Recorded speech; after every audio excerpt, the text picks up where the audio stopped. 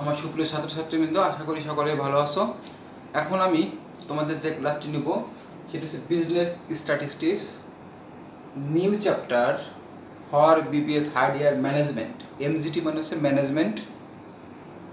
Chapter name হচ্ছে measures of central tendency, যার বাংলা করলে দাঁড়ায় কেন্দ্রীয় প্রবণতা পরিমাপ। মেজার মানে হচ্ছে পরিমাপ, সেন্ট্রাল মানে হচ্ছে কেন্দ্রীয়, আর টেন্ডেন্সি মানে হলো প্রবণতা। তাহলে মেজার্স অফ সেন্ট্রাল টেন্ডেন্সি মানে কেন্দ্রীয় প্রবণতা পরিমাপ। তো এটা লেকচার নাম্বার 1। তো এইটা বিবিএ থার্ড ইয়ার ম্যানেজমেন্টের আজকে শুরু হবে। তো এটা বিবিএ থার্ড ইয়ার ম্যানেজমেন্ট ছাড়াও এর পরবর্তীতে যাদের জন্য যাবে সেটা হলো BBA second year accounting plus finance plus marketing. তার মানে এটা এখন যাচ্ছে হচ্ছে বিবিএ থার্ড ইয়ার ম্যানেজমেন্টের জন্য। এর পরবর্তীতে এই ক্লাসটাই যাবে BBA second year accounting finance এবং মার্কেটিং বিভাগের জন্য। তার মানে BBA second year accounting finance মার্কেটিংয়ের এই চ্যাপ্টারটা সেকেন্ড ইয়ারে আছে। অ্যাকাউন্টিং ফিনান্স মার্কেটিংয়ের বিবিএ সেকেন্ড ইয়ারে এই চ্যাপ্টারটা আছে, এই জন্য এটা পরবর্তীতে তাদের জন্য আমি পরে লিঙ্ক দিয়ে দেবো। তো এখন আমরা যাই হোক, আমরা এখন কি করব, মেজার্স অফ সেন্ট্রাল টেন্ডেন্সি করব।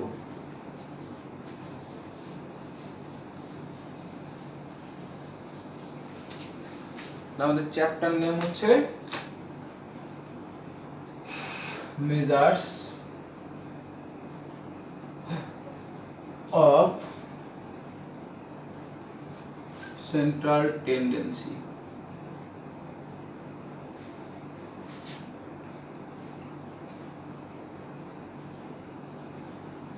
আমরা প্রথমেই আজকে ফর্মুলা আলোচনা করব। এই চ্যাপ্টারটাকে পরিসংখ্যানের প্রাণ বলা যেতে পারে। পরিসংখ্যান বা স্ট্যাটিস্টিক্সের প্রাণ বলা যায় মেজার্স অফ সেন্ট্রাল টেন্ডেন্সিকে। মেজার্স অফ সেন্ট্রাল টেন্ডেন্সি, কেন্দ্রীয় প্রবণতাকে আমাদের পরিসংখ্যানের কি বলা যেতে পারে, প্রাণ বলা যেতে পারে। কারণ এই অধ্যায়ের মধ্যে এমন কিছু সূত্র আলোচিত হবে যে সূত্রগুলো ছাড়া পরিসংখ্যানের মানে কথা চিন্তাও করা যায় না। তো ঠিক আছে, আমরা সূত্রগুলো শুরু করি।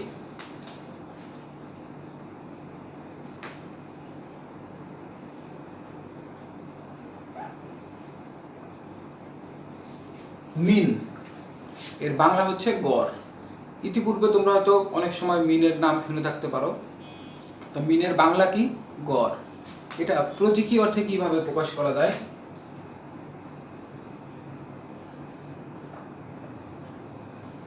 এক্স বার, এক্স বার দ্বারাও প্রকাশ করা হয়।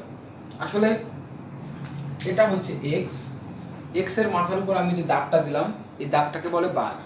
এক্স বার, এটা ওয়াই বার, এটা জেড বার, মানে কোনো অক্ষরের উপরে যে দাগগুলো আমি দিলাম এই দাগগুলো হচ্ছে বার বলা হয়, বার।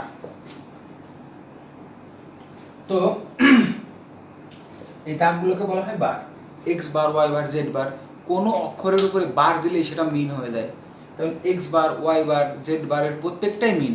এখন আমাদের অঙ্কের মধ্যে যদি চলক থাকে এক্স তাহলে মিন হবে এক্স, আমাদের অঙ্কের মধ্যে চলক থাকে যদি ওয়াই তাহলে মিন হবে ওয়াই, আমাদের মানে ওয়াই বার। যদি আমাদের চলক থাকে জেড তাহলে মিন হবে জেড বার। এরকম এক্স থাকলে এক্স বার, ওয়াই থাকলে ওয়াই বার, জেড থাকলে জেড বার, এভাবে আমাদের মিনের হিসাব করতে হয়। তাহলে আমাদের মিন এর বাংলা হচ্ছে গড়, এর প্রতীকী হচ্ছে এক্স বার। তো আমাদের মোটামুটি 99% ক্ষেত্রে এক্স বার দ্বারাই প্রকাশ করা হয়। তো এখন আমরা যাব ফর্মুলায়।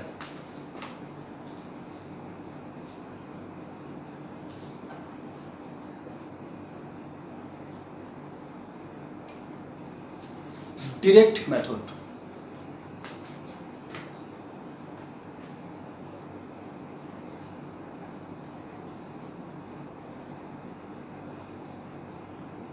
Ungroup data. তার মানে মিনটা হচ্ছে দুইভাবে বের করা যায়, একটা হচ্ছে ডিরেক্ট মেথড আর একটা হচ্ছে শর্টকাট মেথড। কি বললাম, দুইভাবে বের করা যায়, একটা ডিরেক্ট মেথড আর একটা shortcut method.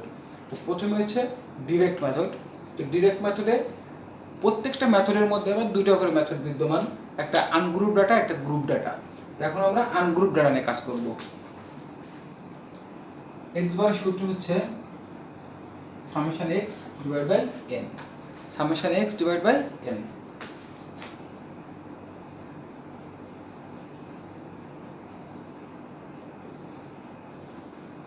Group data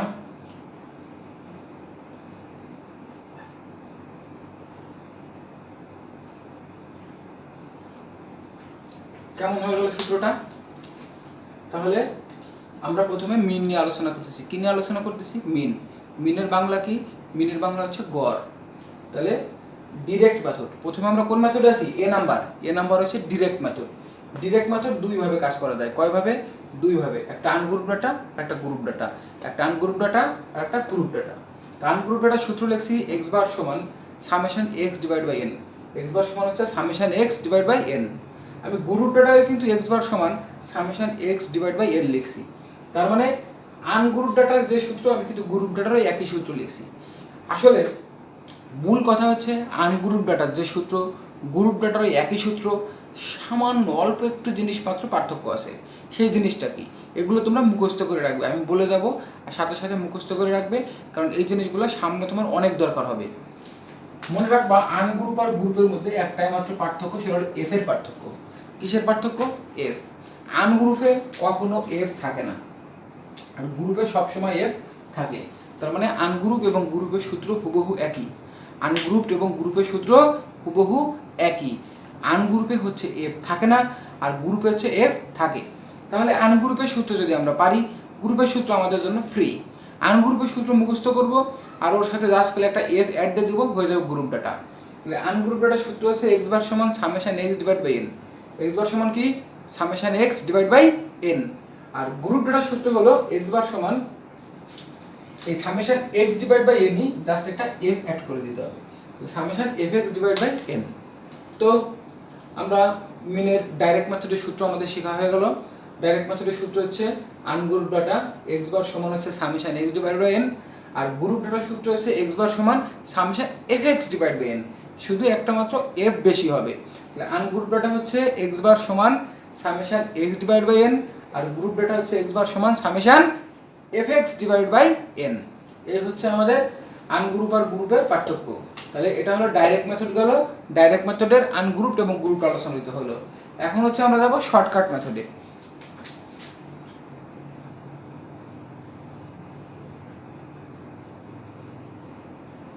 shortcut method, direct মেথডে যেমন আনগ্রুপ গ্রুপ আছে, শর্টকাট মেথডেও আনগ্রুপ গ্রুপ আছে। তার মানে আমরা মিনের আলোচনা করতে পারি মূলত দুইভাবে, একটা হচ্ছে ডাইরেক্ট মেথড, একটা শর্টকাট মেথড। একটা ডাইরেক্ট মেথড আর একটা শর্টকাট, মূলত দুই ভাগ। মিন হচ্ছে মূলত দুইভাবে করবো আমরা, একটা ডাইরেক্ট একটা শর্টকাট। এবার ডাইরেক্ট আবার দুইভাবে করা যায়, আনগ্রুপ গ্রুপ, শর্টকাটও দুইভাবে করা যায়, আনগ্রুপ গ্রুপ। তো আমরা প্রথমে ডাইরেক্ট মেথডের আনগ্রুপ গ্রুপ দেখছি, এখন আমরা শর্টকাটের আনগ্রুপ গ্রুপ দেখব। এবার আমি তোমাদের কিছু কিছু মানে মুখস্থ টাইপের কিছু জিনিস করা যাবে, সেগুলো তোমরা খুব ভালোভাবে খেয়াল রাখবে। মুখস্থ টাইপের মধ্যে ধরো প্রথমে তোমাকে বলছিলাম যে আনগ্রুপ আর গ্রুপের মধ্যে একটা পার্থক্য আছে, সেটা হচ্ছে এফ। আনগ্রুপ আর গ্রুপের মধ্যে পার্থক্য কি? এফ। এখন আমি তোমাদের শেখাবো ডাইরেক্ট আর শর্টকাটের মধ্যে পার্থক্য কি। ডাইরেক্টের সূত্র এবং শর্টকাটের সূত্র হুবহু এক, শুধু পার্থক্য হলো ডাইরেক্টের চলক হিসেবে এক্স ব্যবহৃত হয় আর শর্টকাটের চলক হিসেবে ডি ব্যবহৃত হয়। কি শিখলাম? ডাইরেক্টের চলক হিসেবে এক্স ব্যবহৃত হয় আর শর্টকাটের চলক হিসেবে ডি ব্যবহৃত হয়। তো আমরা একটু দেখে নিই। দেখো সূত্র কিন্তু তোমার সামনে রয়েছে, আমি শুধু জাস্ট এডিট করব। ডাইরেক্টের সূত্র ছিল summation x divide by n, শর্টকাটে হবে summation d divide by n. গ্রুপে ছিল ডাইরেক্ট মেথডে summation f x divide by n, এটা হবে just summation f d divide by n. এখন হওয়ার কথা ছিল হচ্ছে এক্স, হইল হচ্ছে ডি। তাহলে এক্স হয়েছে সেটা ডি। যেমন তোমরা তোমাদের মূল কাগজপত্র সত্যায়িত করো না, তোমাদের মূল সার্টিফিকেট, সেটা ফটোকপি করলে কিন্তু হুবহু লেখাটাকে একই থাকে, কিন্তু পার্থক্য আছে, একটা হচ্ছে মূল কপি আর একটা হচ্ছে ফটোকপি। তো ফটোকপিটা যদি আমাদের কোথাও সাবমিট করতে হয়, তখন কিন্তু আমাদের ফার্স্ট ক্লাস গেজেটেড অফিসারটা সত্যায়িত করতে হয়। তার মানে ফার্স্ট ক্লাস গেজেটেড অফিসার যদি বলে দেয় যে না এটা আসলে সত্য, এটা অ্যাটাস্টেড, তাহলে কিন্তু সত্যায়িত করে দিলে তাহলে কিন্তু সেটার ভ্যালিড থাকে। তাছাড়া কিন্তু ওই মূল কাগজপত্র সত্যায়িত না করলে কিন্তু ওর তেমন কোনো দাম থাকে না। তদ্রূপ আমাদের এখানে হওয়ার কথা ছিল এক্স, কিন্তু আমরা বসাইছি কি ডি, তাহলে এটাকে অ্যাটেস্টেড করতে হবে। অ্যাটেস্টেড মানে সামনে একটা এ প্লাস করে দিতে হবে। তাহলে কি শিখলাম? আমি কিন্তু তোমাদের সামনেই সূত্রগুলো বানাচ্ছি। ডাইরেক্টের সূত্র হচ্ছে summation x divide by n, shortcut হচ্ছে summation d divide by n. কিন্তু এই ডিটাকে কি করতে হবে? এ দ্বারা অ্যাটেস্টেড করতে হবে। এরপরে ওখানে ছিল summation f x divide by n, এখানে হবে summation f d divide by n. এই ডিটাকে কি করতে হবে? অ্যাটেস্টেড করতে হবে। আচ্ছা, এবার এখানে একটা সি হবে, তবে সির অনেক কন্ডিশন আছে, সেগুলো আমরা নোটের মাধ্যমে লিখে দিব। তাহলে A plus summation f d divide by n into c. এখন আমরা যাব হচ্ছে এর হেয়ারে।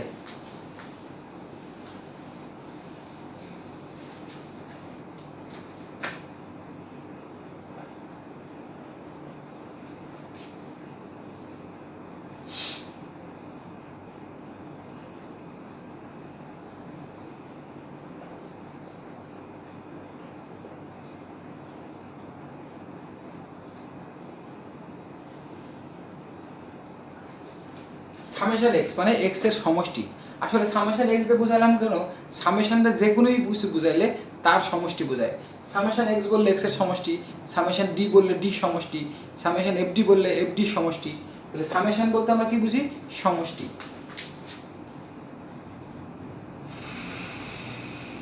এর মানে হচ্ছে number of data or total of frequency। মানে n মানে নাম্বার অফ ডাটা, 1 2 3 4 5 6 7 8 এরকম হতে পারে, অথবা টোটাল অফ ফ্রিকোয়েন্সি। ফ্রিকোয়েন্সি মানে গণসংখ্যা, প্রশ্নের মধ্যে যদি কোনো ফ্রিকোয়েন্সি থাকে তাহলে তার টোটালকে মানে তার যোগফলকে কি বলে? তার যোগফলকে বলে n। তার মানে নাম্বার অফ ডাটা হতে পারে, টোটাল অফ ফ্রিকোয়েন্সি হতে পারে। কখন কিভাবে ব্যবহার করব এটা আমরা অঙ্কে গেলে দেখব। আপাতত তোমরা মুখস্থ করে রাখবে n সমান হচ্ছে নাম্বার অফ ডাটা অথবা total of frequency. Number of data অথবা টোটাল অফ ফ্রিকোয়েন্সি। আচ্ছা, এরপরে হচ্ছে এ সমান অ্যাসিউমড মিন। অ্যাসিউমড মিন বাংলায় হচ্ছে অনুমিত গড়। এ সমান কি? অ্যাসিউমড মিন, বাংলায় বলে কি? অনুমিত গড়। ওই যেটাকে আমরা অ্যাটেস্টেড বলছিলাম, আসলে অ্যাটেস্টেড উপগড়তে ব্যবহার করছি। আসলে এ মানে হচ্ছে অ্যাসিউমড মিন, অনুমিত গড়। আচ্ছা, এরপরে ডি মানে হচ্ছে ডেভিয়েশন, পার্থক্য বা ব্যবধান। আচ্ছা, সি সমান হচ্ছে ক্লাস ইন্টারভেল। এটা হচ্ছে আমাদের মোটামুটি হেয়ার। এক্স মানে এক্স এর সমষ্টি, ডি আমি একটা সামেশন দিছি, সবগুলো সামেশন একইভাবে করবে। সামেশন এক্স মানে এক্স এর সমষ্টি, সামেশন ডি মানে ডি সমষ্টি, এফ ডি মানে এফ ডি সমষ্টি, এরকম। এর মানে নাম্বার অফ ডাটা অথবা টোটাল অফ ফ্রিকোয়েন্সি। এ সমান হচ্ছে অ্যাসিউমড মিন, ডি সমান হচ্ছে ডেভিয়েশন মানে পার্থক্য, সি সমান হচ্ছে ক্লাস ইন্টারভেল। এখন আমি একটা নোট দেব।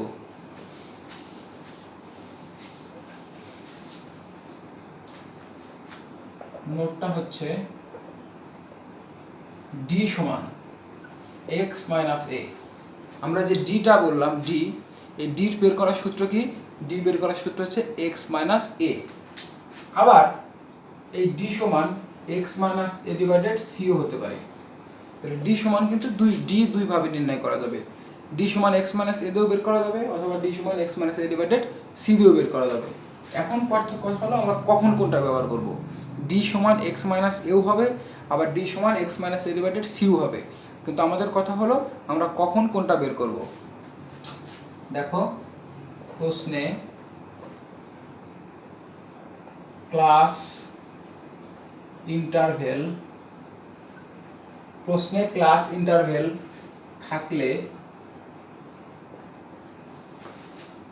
এবং তা যদি সব ক্ষেত্রে সমান হয় তাহলে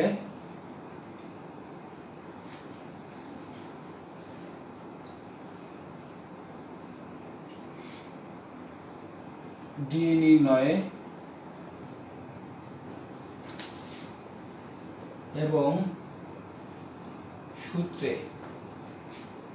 সি আসবে, অন্যথায় নয়। এটি শুধু মিনের ক্ষেত্রে